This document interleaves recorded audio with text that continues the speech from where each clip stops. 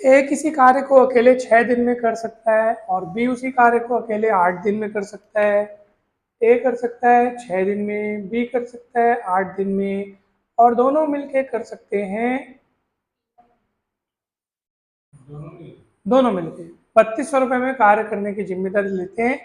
और सी की मदद से उन्होंने कार्य को 3 दिनों में समाप्त कर दिया। अच्छा, सी भी आ गया, चलो भाई। और तीनों मिल करके उन्हें मतलब जब तीनों मिलते हैं, सी की मदद ले रहे हैं मतलब तीनों काम करते हैं एक साथ, तो उन्होंने कार्य को 3 दिनों में समाप्त कर दिया, 3 दिन में। और भाई तो हम क्या करेंगे कि इनका एलसीएम निकालेंगे। तो इनका एलसीएम कितना आएगा? 24। अब क्षमता निकालेंगे, ए की क्षमता, बी की क्षमता और तीनों की एक साथ वाली क्षमता। ठीक है, ए की क्षमता कितनी आएगी? 4, बी की आएगी 3, तीनों की आएगी कितनी?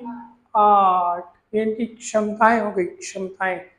अब हम इसको घटाएंगे, देखो ध्यान से देखना कैसे घटाएंगे। अगर ए प्लस बी प्लस सी में से इन दोनों को घटा दूं, ए और बी को हटा दूं, तो केवल सी बचेगा मेरे पास। ए प्लस बी प्लस सी मतलब तीनों है इसमें। अगर मैं बी भी हटा दूं, ए भी हटा दूं, तो मेरे पास केवल कौन बचेगा? सी।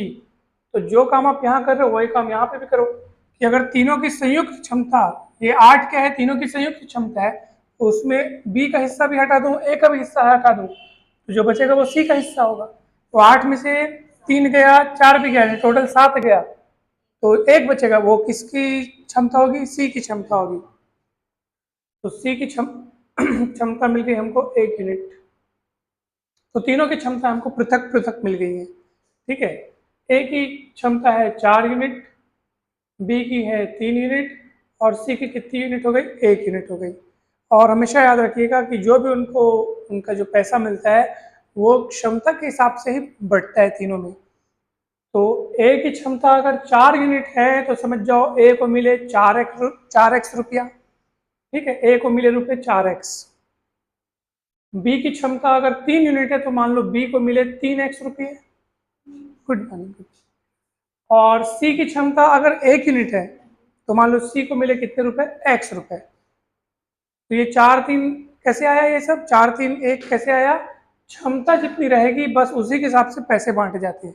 तो ए को मिला 4x रुपया, बी को मिला 3x रुपया, और सी की क्षमता क्योंकि 1 यूनिट है इसलिए उसको 1x सिंगल x रुपया मिलेगा, और टोटल रुपया मिला करके 3200। ठीक है, 3200 रुपये में कार्य करने की जिम्मेदारी लेते हैं हम लोग। लेकिन उसमें दो लोग काम नहीं करते। देखो, बात ए और बी ने की सामने वाले से, 3200 रुपये हम काम करेंगे करके, लेकिन काम वास्तव में तीन लोग ने मिलकर किया है। तो 4 3 7 और 1 8x हो जाएगा। 8x बराबर 3200, 8 चौक 3200, तो x का मान कितना आएगा? 400। तो आप यहाँ से ए बी सी तीनों को कितना कितना मिला वो निकाल सकते हैं आप। ए को कितना पैसा मिला था? 4x, 4 चौक 1600 हो जाएगा। बी को कितना पैसा मिला था? 3x, 1200 हो जाएगा। सी को कितना मिला था? सिंगल x, 400 रुपये। इस तरीके से उनमें पैसा बटेगा। आप अपने प्रश्न में क्या पूछा गया है? सी का हिस्सा कितना होगा? तो 400 रुपये होगा। है ना, सरल था ना, बहुत सरल है।